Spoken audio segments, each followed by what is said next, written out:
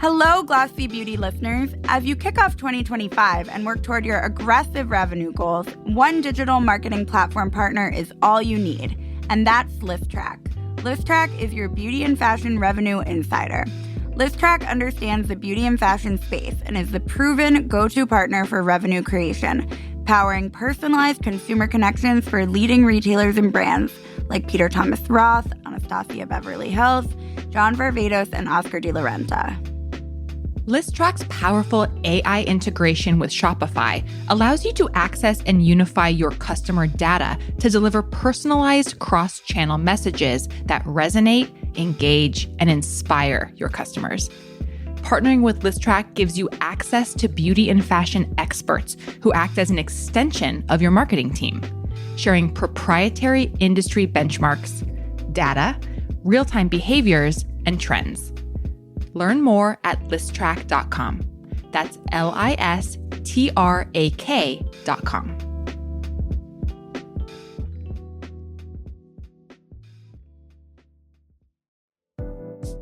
I think it's going to be huge in 25 and in 26 because the beauty and the fashion industry love to put high, powerful, creative that they've invested in front of consumers through all channels.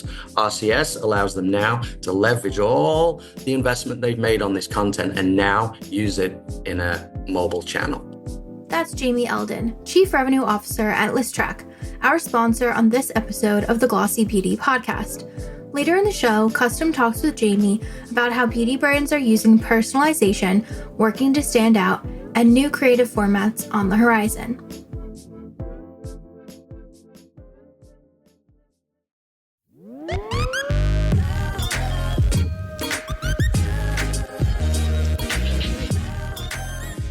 Hi, welcome to the Glossy Beauty Podcast. I'm Sarah Spreckfeiner, and I'm joined by my co-host, Lexi Lovesack.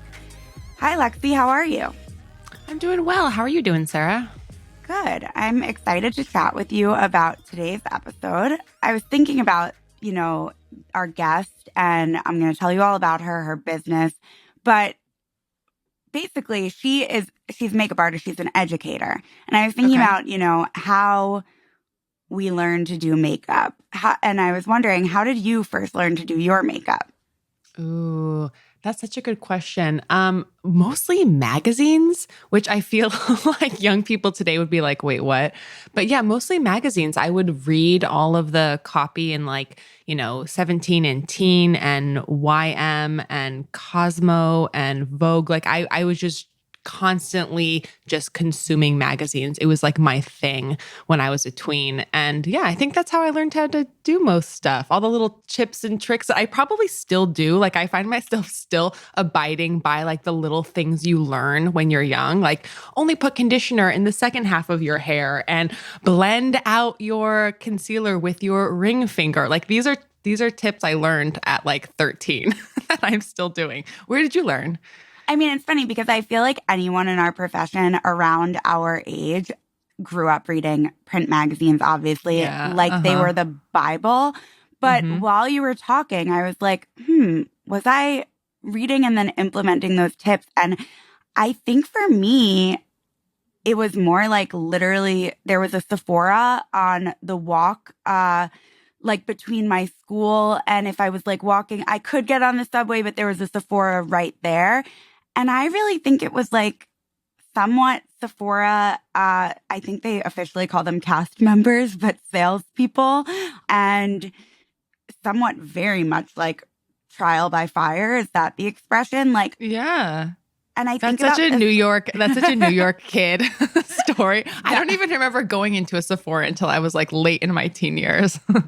That's funny because I think when I talk to my friends who grew up in the suburbs, their memories are definitely more, and this isn't necessarily what you're implying, but Ulta-centric.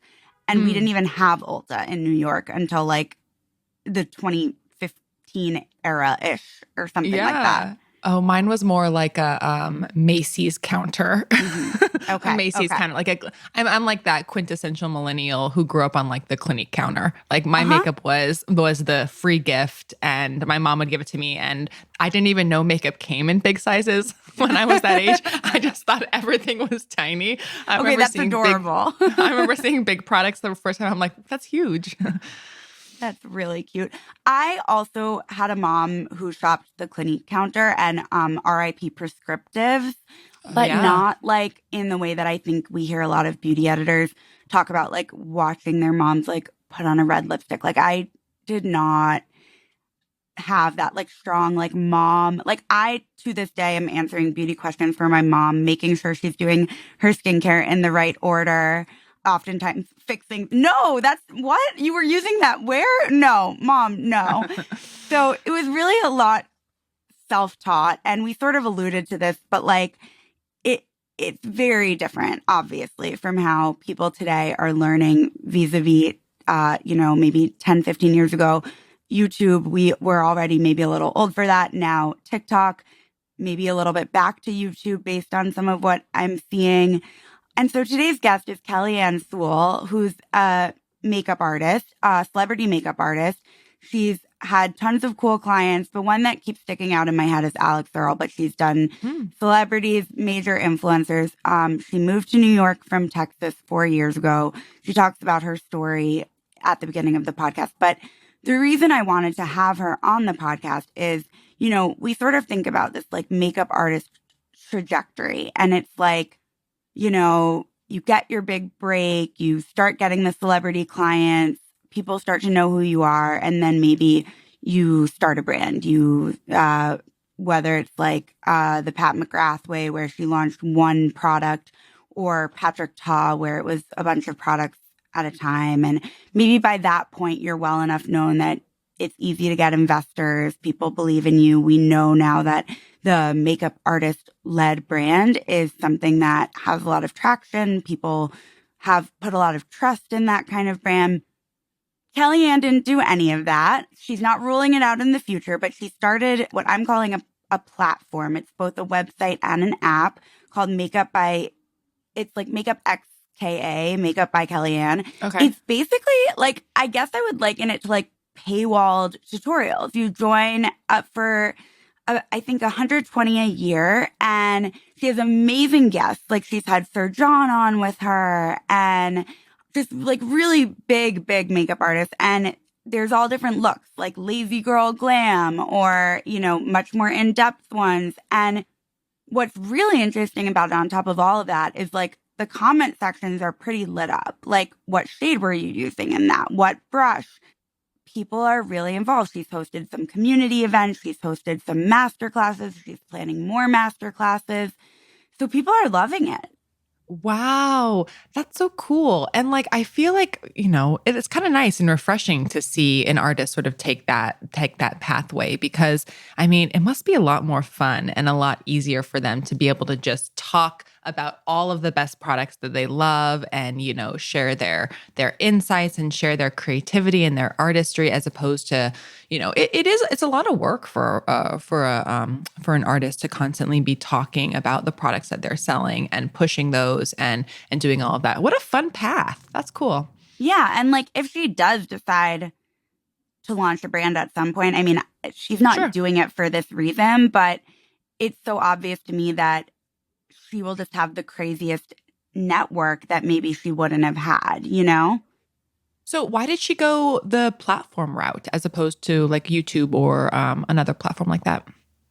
I think, one thing, and I'm slightly putting words in her mouth here, but like as we see everything going on with TikTok, like it's very powerful to own your own content and to own your own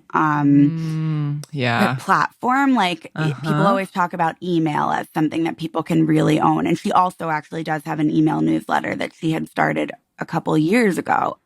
And I think that when you like divorce things as a creator from being reliant on any one specific platform, like she's talking about how they don't have the capability yet, but they'd like to build in obviously like making it more shoppable directly from the app. But then also like right now they have a Geneva group, but eventually like, they'd want it to be really all also happening on the app. I think they just got the comments set up.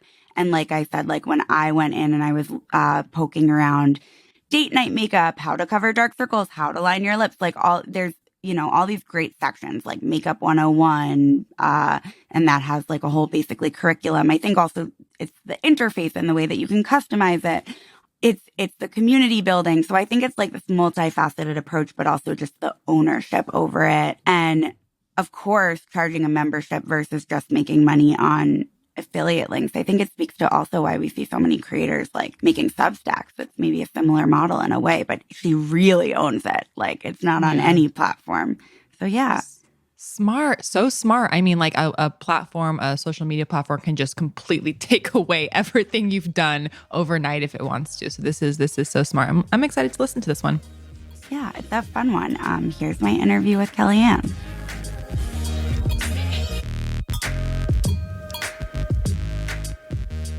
Hi, Kelli Anne. Welcome to the Glossy Beauty Podcast. Hi, Sarah. I'm so happy to be here. Thanks for having me. I'm so excited you're here. I have been following you on Instagram, on both of your accounts for a while, and I am so excited to have our listeners like learn about you and sort of just like the way that you are approaching being a celebrity makeup artist, which is really why I wanted to have you on the podcast today. But before we dive into all of that, tell me just, the quick and dirty version of your backstory. I know you only moved to New York a couple years ago. Yes. What should our listeners know?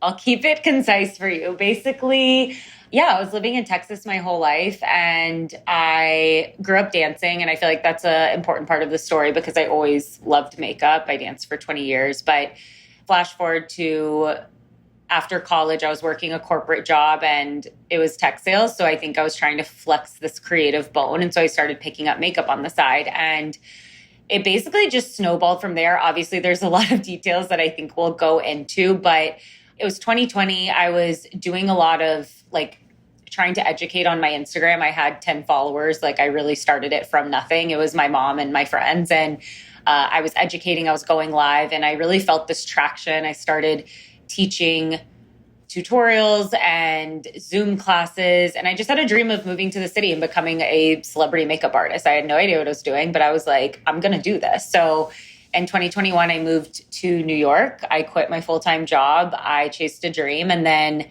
I ended up launching a business 2 years ago, which has now turned into an app called Makeup by Kelli Anne, but it is a long format beauty tutorial subscription service and kind of a community platform as well. And I split my time now between growing my clientele as a makeup artist, doing content creation, and then now being a business owner and trying to grow my team and grow this business. And I really keep my hands in all buckets and it's awesome. I feel like I'm living my dream job. So it's a little backstory. Sorry if it was lengthy. Oh my God, no, that was amazing. I mean, I want to sort of go chronologically. Like, when did you start to feel like you were gaining traction on Instagram? Because today you have 330,000 followers on your personal account.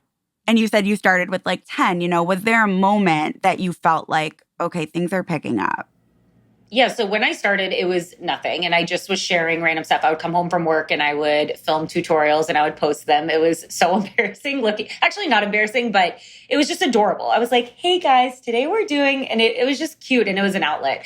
But I actually started going live in 2020, like every Wednesday, I think as therapy. I was kind of like, I was talking to people in my DMs. I felt like everyone was stressed and I was like, let's just go live and like drink wine. And I'm not kidding. 11 people would get on these lives and I would go for 2.5 hours just doing a full beat, like so committed.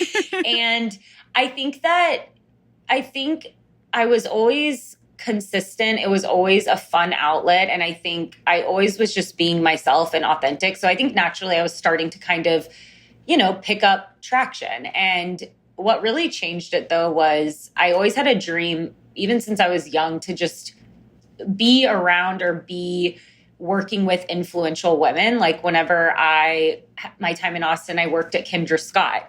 I worked for Kelly Wynn. And these were really incredible women entrepreneurs who were in Austin, Texas at the time. And So when I started this makeup account, I just had a dream of like working with influential people in Austin. And so I started doing outreach to influencers in Austin, or bloggers kind of back at the time. I feel like influencing was really kind of on the rise. And then, you know, when you get in front of other people's audiences, I think you naturally grow. And so a few people gave me these crazy shots. Like I was just DMing them being like, I would love to do your makeup for free. Like it really was just an outlet. And I had that luxury because I had a full-time job at the time.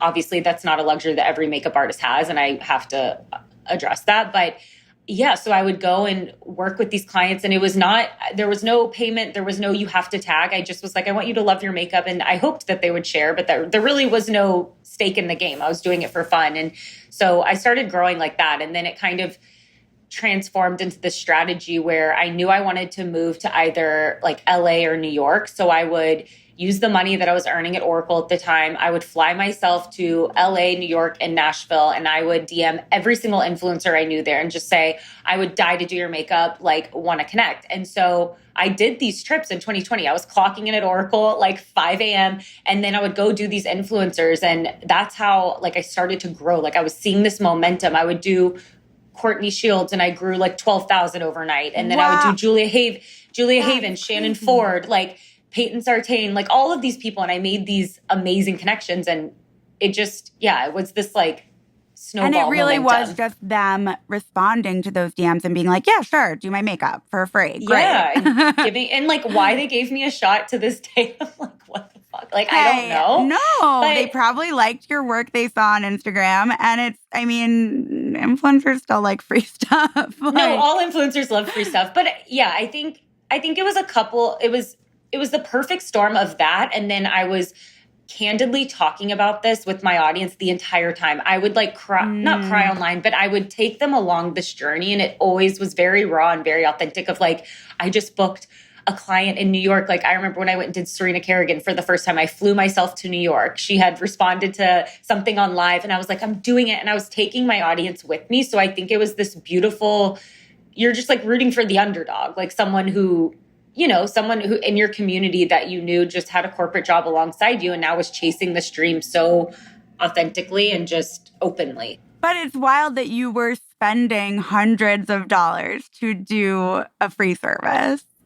Trust me, like it makes no sense. I wouldn't change it for the world. It worked. No, it worked. But once again, like not everyone has that luxury. But it's like, I also think that a lot of people don't want to straddle and do 2 jobs, do 3 jobs, do 4 jobs. Like I was working obviously 7:30 to 4:30, 5:30, coming home and busting out content from 6 to 10 p.m. And every weekend I was working weddings. I was begging my friends in Austin. I will never forget, like I would ask them to come over because I didn't have a portfolio at the time. And I always just thought, okay, I can just make the content that I want to get hired for. So I would have all of my beautiful friends come over and I would do makeup on them from 6 a.m. to noon. And then I would post content and act like I got hired for these jobs. And I feel like I really was grinding. It wasn't a luck thing. I was putting in the time and effort and busting ass.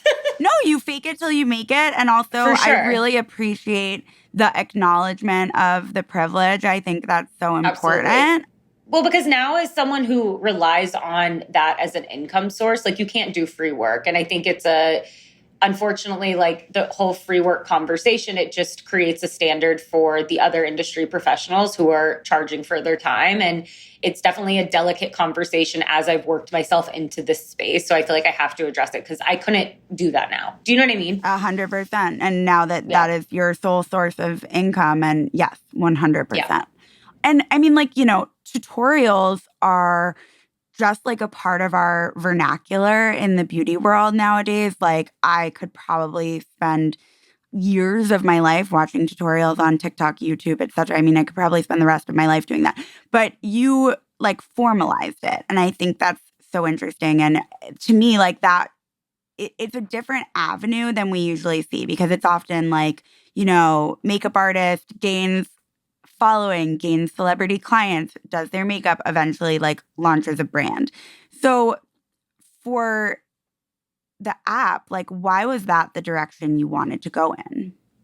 Honestly, I fell into educating. And if you would have asked me, even when I started this business, I didn't have a dream of necessarily educating, but I think it was something I think innately, I guess I was good at, but I only say that because as I was growing my Instagram, I was going live. I was having so much fun communicating and sharing these like tips and tricks. So I'd go do someone's makeup and then I'd come back and I'd be like, okay, this is where we do the contour. This is what I did. And what happened was I just noticed that in my DMs, I was getting like the same basic questions. For instance, what's the difference between contour and bronzer? Help, Kelli, do I do foundation or concealer? And so I put on my story. And I think at this time I had maybe 20, 30K. Like I can't really remember where I was at in my Instagram at that point, but I put out on my Instagram and I said, I'm going to teach a back to basics Zoom because I think a lot of you guys are asking the same questions and I want to teach you guys the basics of makeup. Let's do a Zoom. And so I put it out on my story and I said, email me. And I'm thinking, I like love the story because I thought maybe 100 people would sign up and 1,200 people emailed me. And I'm a lone soldier at this point. Like I don't have anyone working for me. So I'm like, oh shit. And so at this point, my COO now, she's incredible. She reached out to me. She was a family friend and she was like, you need help. Let me help you as your assistant. So she started as my assistant. And now she's the COO of my entire business, which is amazing. But so she helped me. And so we did this Zoom. There was over 1,000 people on it. And at the same time, she was like, I think it'd be smart if you made a website. Let's record this. So in case anyone misses it, we can sell it. And I was like, genius, love you. Like, woohoo, cool. So we do that. And basically it started selling like wild, like just insane. I think over the next year, we sold, I think like 11,000 copies of it. Of and that so same one of, Zoom. Of the shitty Zoom recording of a back to basics tutorial. And so obviously like I'm moving to New York and this is selling on the back end. And people, I think what I realized too in that moment is how powerful testimonials are. It sold at the beginning, but when people started rolling in testimonials and sharing it, it was like insane. So then I came out with another one called Bridesmaids Tutorial because no one was hiring makeup artists. And so I was like, if you're a bridesmaid, I want you to learn how to do your own makeup because it was COVID still. And so that started selling like insanity. And so in my mind, I'm thinking, I'm charging like, I think it was $40 or $50 for this recording. I think entrance to the Zoom was like $30 or something.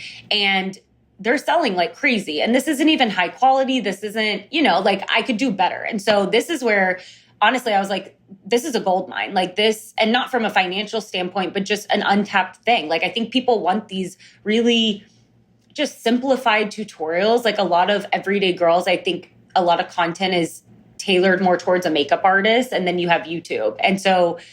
And then you see the rise of the short format content. And I was like, I love long format content. I want to keep educating. I want to do it in a way that's cheaper for my community, that's higher quality. And then I also wanted to bring in the element that I noticed during the live Zoom where everyone was chatting and hanging out, having so much fun and saying, I live here. Oh, this is fun. So I wanted to bring in a community element. And so that was kind of how Makeup by Kelli Anne was created. So that's why I say I fell into it. Because I'm like, you couldn't have ever, it wasn't my dream,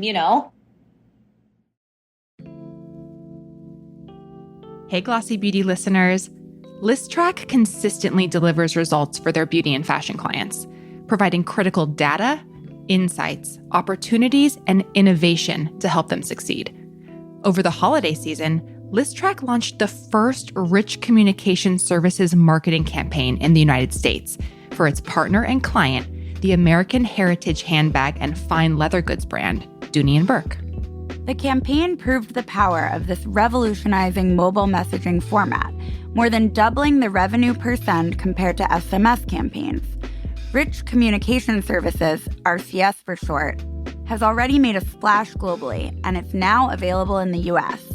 ListTrack's industry experts expect RCS to be the beauty and fashion marketer's power tool in 2025, driving ROI by delivering rich, interactive experiences that bring brands to life. Think enhanced media and photography, product carousels, multiple choice questions, and polls. All interactions that go beyond traditional copy with an SMS message.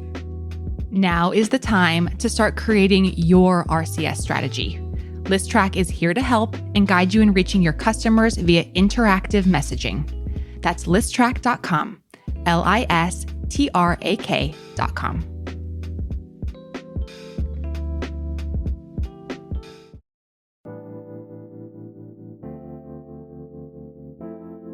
I'm Christina Coe, Senior Editor at Custom, Digiday Media's and Glossy's in-house agency. In this podcast interstitial story, sponsored by ListTrack, we speak with Jamie Eldon, ListTrack's Chief Revenue Officer, about how beauty brands are standing out, leveraging personalization, and what creative formats are on the horizon. I think we've all seen these brands that emerge on Instagram Reels and they're on TikTok. They just appear and then suddenly they're everywhere and everybody's either wearing it, using it, or talking about it. You know, like the direct-to-consumer brands that may have started in somebody's bedroom, basement, kitchen, and within a year, everybody's bought it.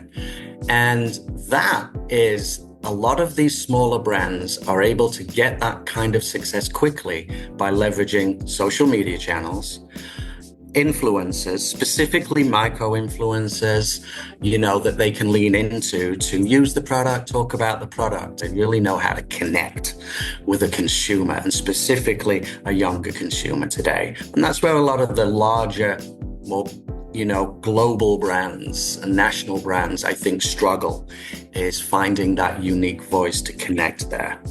While some beauty brands are finding success channeling their passion into social media posts, another way to stand out is through effective personalization.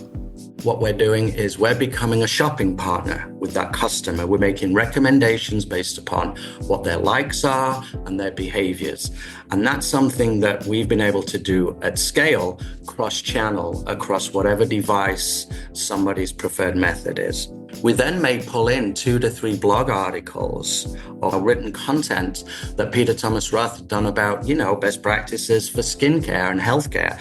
And we might put that in the email as well, because we might find that valuable to support the product.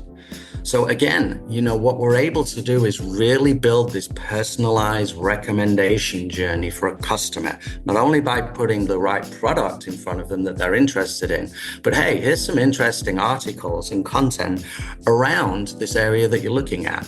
And we're finding that has become extremely valuable. It's kind of taking everything that they're interested in and putting it in one destination. And when they open it up, they feel that, wow, this is exactly what I've been looking at and what I'm interested in.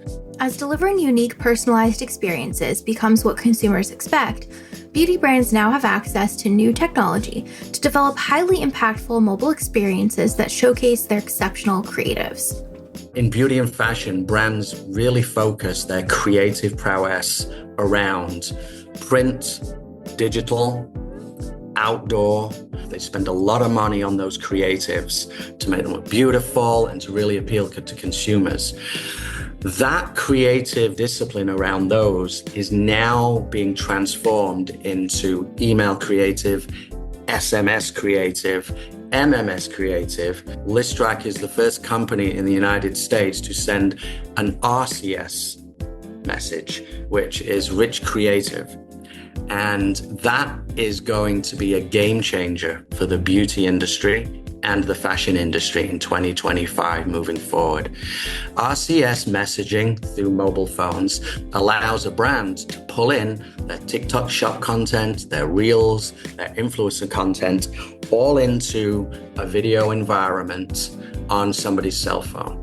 So what that means is it allows to create this unique, rich, creative experience with functionalities of they can shop, they can browse through catalogs, they can request something through this. It's a whole new way of a brand to communicate with a consumer through a cell phone. And it's going to be incredibly fascinating to see how that evolves over the next 1 to 3 years. You've been listening to Jamie Eldon, Chief Revenue Officer at ListTrack, our sponsor on this episode. And now back to the Glossy Beauty Podcast. And the community in terms of like, I have a lazy girl glam up, and it's like the comments people leave. Yes. Which is active. I just want to say for our listeners, like people are asking Kelli Anne, the shade of the Mario bronzing serum. I just got a Sephora gift card and rushed to pick up some of these products. So excited to try this look today. And that's just like 12 days ago. Well, which we also just built in that functionality into the app, but we actually have a Geneva room. So similar, I don't know if you're familiar with Geneva. Yes. But when you subscribe to the platform, you get access to Geneva. So we have group chats going for days. Like that is where we go in and just chat, give links, whatever. I've connected makeup artists to clients, other makeup artists around. Like it really is this beautiful way to connect women. And like the friendships that have come out of it, like we did when we launched the business 2 years ago, I actually invited 100 of the first subscribers to come launch it live with me. And that was kind of my ode to, I want to create a community focused business. And so these people bought blindly into my business. I hadn't launched it yet. I said, we're doing a party in New York City. If you want to buy a ticket, it'll equal a free subscription essentially, but it's your ticket to the party to launch it together. And that was 2 years ago in New York City. And those 100 girls are still, I feel like, close knit to this day. Like it's really powerful and it's been incredible to watch. So I feel so lucky. No, that's incredible. Okay, so the Geneva is like where the real stuff goes down. But we hope to build that integrated into the app. I mean, the app is ever evolving. Like I love the platform that we found and they're really willing to kind of work with us, but I want to make the experience better and better every single day. We're constantly listening to feedback. We're constantly adjusting. Like just as any business, I want to, give everyone the best. Who do you find now 2 years into this, like, is the customer? I think it's split, but kind of 80% is the everyday girl. And then I would say 20% is the makeup artist or the aspiring makeup artist. But every masterclass we've done, I always ask at the beginning, like, raise your hand if you're a makeup artist. And out of the 150 people, maybe 10 people raise their hand, which shocks me because you would think someone who wants to sit through a 2-hour masterclass would be a makeup artist, but it's just everyday girls who are like, I'm here to hang. Like they're drinking, they're meeting friends. It's really cool.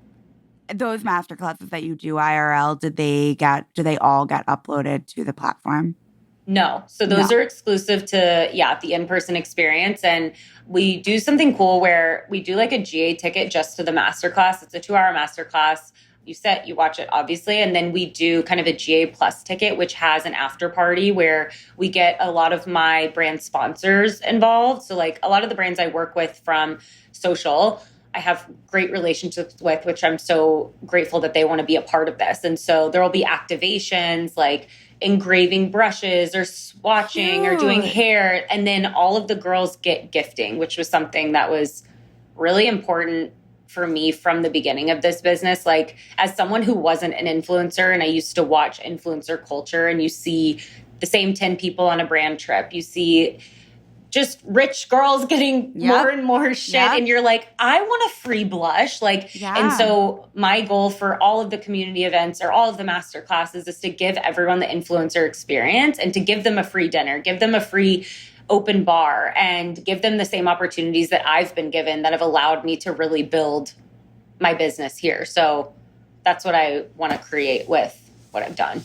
I mean, not only do I love that, but also it is actually the direction that we are seeing things move. Like I did a story that I did a 5-part series like already like maybe a year and a half ago that was like the brand community playbook, I think. And we were writing about, Tarte starting to take customers on trips. And now like, same as you, like I'm talking to people at brands all day, every day. And they're telling me like, oh, we're trying to get them to allocate more of their budget to giving back to customers because I think there is just this fatigue with. Absolutely. Yeah. No, I was just going to say like, I can feel it as a consumer as well. Like, and I don't know, I don't want to speak negatively to, like, I am an influencer at the end of the day. And I think a lot of the hate that people get, like, is just unfair. It's like, we're just humans trying to figure it out. And this is our job. And unfortunately, it's a very camera-facing, forward-facing job. And so I think it's easy to pick at. However, I think just as a consumer and I think it's really cool for brands to put a community forward approach. I've seen Refi Beauty do it. Like they're doing community brand trips. I'm seeing other people do it. And I think that's the smartest thing you can do. You have customers supporting your business, and why wouldn't you want to give back to them and treat them in that way? No, you're completely right. It's a little bit of a double edge. Like, I mean, people have a business to run. Their gift, I think there can be this thing where like people kind of forget to acknowledge that the people that are being gifted are not being gifted out of the kindness of brands' hearts. They're being gifted like to a strategic objective. Anyway, I could talk about that for days. Same. Like, you know, I think what's really amazing about this, like seeing the loyalty that you've built and the trust, it is very clear, and I want to talk more about the masterclasses, but it is very clear that were you to put out a product today, tomorrow, a lip gloss, a primer, whatever, I don't know why I chose those two makeup items as examples, that you would have that same response 12-fold of that original 10-fold. I can't talk today. 10-fold, 12-fold, same thing. Of, you know, just like a huge response. Is that something you think about, like product? Well, that's very nice of you to say.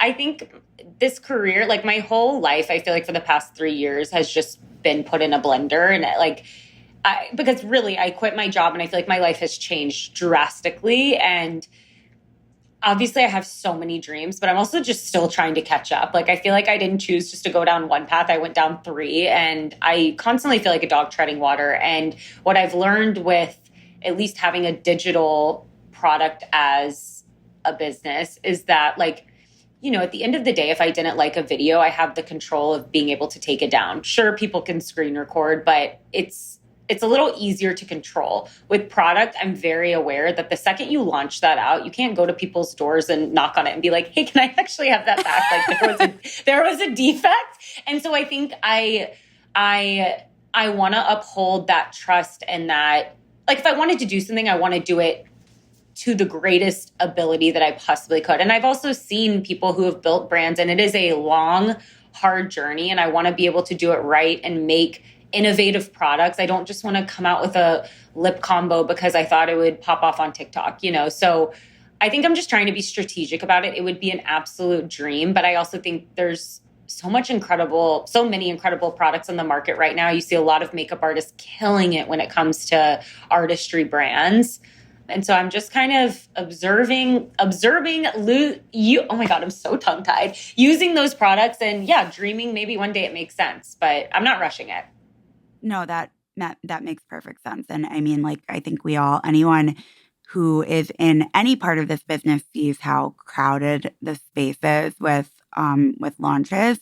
And that's so interesting. I mean, it reminds me of this TikTok I saw of Jaclyn Hill. And I wonder if you saw this. She was like, basically commenting on how people are like boiling their like road. No, I know exactly what you're talking. No, and she was like, I wasn't given this grace when there was like literally. And that is like my Roman Empire. Like, I'm such a Jaclyn Hill stan. She actually came on the app, and as someone who's watched her YouTube, like, she raised me. I learned how to blend eyeshadow because of Jaclyn Hill. So I watched that TikTok too, and I was just cracking up because it's funny, but it is just, you really have to do it right. And you have to have the money to do it right. And like, you have to be so strategic about it and have long-term plans, and maybe one day, but the whole lipstick gate really, I think we all learned a lesson from that. So you have a COO. What is the team that makes this work now? Because I also want to talk about all the different elements of the business. Yeah, we've grown pretty fast and a lot in the past 2 years. I have a community manager who helps me run the community aspect of Makeup by Kelli Anne. I have my COO, Morgan. She just helps with it's kind of for myself and the business, but obviously the operational side of everything. And then I have a manager who does all my brand deals. She does a lot of the negotiations too now for the business. So it kind of oversees all of the facets of my life and the different jobs. And then I have a social media girl for the Makeup by Kelli Anne social media, which we're trying to grow that Instagram as well as like a marketing tool for the business. And then, I have a full-time executive assistant. So it really is. And I have a newsletter marketing, which newsletters are so important. I've always learned, like, from the beginning, I heard that you should always diversify your customer like portfolio. Like, you shouldn't just rely on one channel. And I feel like that was ingrained in my brain. So I started a newsletter 3 years ago, and we've really grown that base of customers. And it's just such a great way to push out different information, like blog style or more links, like lifestyle. Like, I really love that. And I have a girl who helps me run that, and she's amazing. That's Okay, amazing. And so there's the platform, which how often are you recording content for the platform? So we try to batch it when we do studio days. Like we just got back from LA and we'll do 2 to 3 filming days and crank out 5 or 6 videos a day. So it's basically 9 hours of filming all day. And we'll do a mix of just me educating on myself or hiring models or some of our really cool guests that we've put a lot of time and energy into bringing them on. And then we release 1 new video a week. So every Wednesday there's a new video. There's over 140 videos on the app right now. And it's just growing and growing every week. And then at the same time, you're doing IRL masterclasses and still working, like actually doing makeup on celebrity clients. Am I missing anything? Yeah, no, content, clients, it's all over the place. How do you balance that split? I don't know if there's an answer for that. I think it's just honoring what makes me feel good. Like there's definitely times where I go a little too heavy one direction and I feel myself wanting a different side of what I do. I've always said that I'm so grateful for my social media following and I love being able to educate into this open, free space.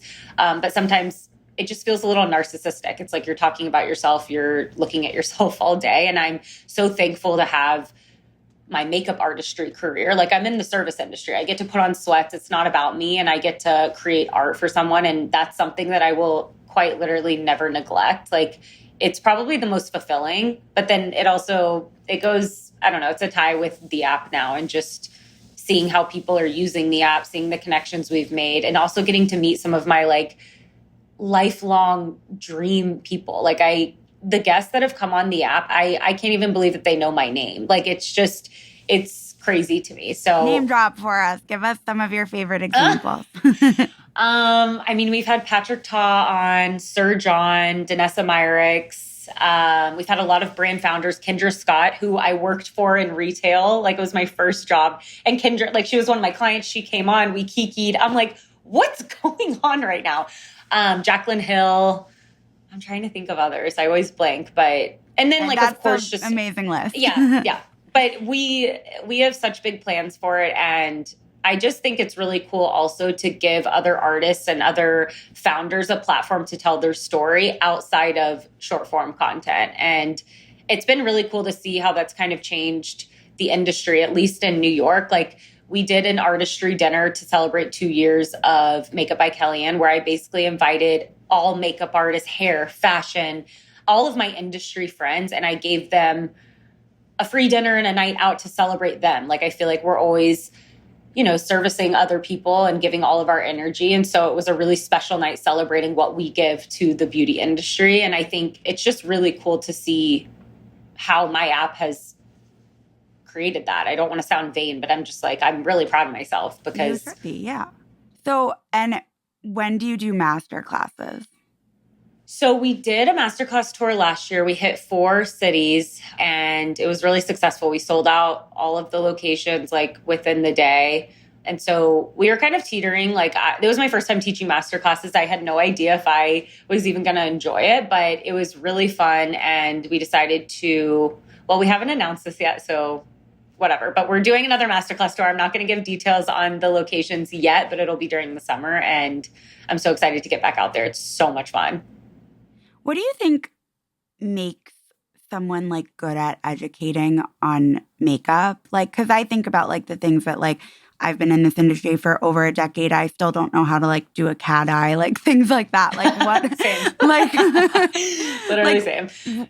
Yeah. How does that work? I think I always think of the analogy of and this is bad because I don't watch the news, so whatever. But you know how they used to bring on scientists on the news and they would try to explain things and no one who's watching the news is going to understand what a scientist is saying. Not, you know what I mean? It's just you need someone to, I don't want to say dumb it down, but you need someone to paraphrase these really technical things and educate it to the majority of people. And I feel with makeup, it's the same thing. I understand the artistry side of things. I see things very technical when it comes to how I apply makeup. But I think I have the perspective of just an everyday girl that wants to extract the important parts and hear it in a concise way. And so I think that's just always how my brain has worked. And I have that perspective, and I try to funnel my information through what would the everyday girl want to hear? The girl who has 10 minutes to get ready. Like, they don't want to know the full breakdown of underpainting. They just want to know the tips.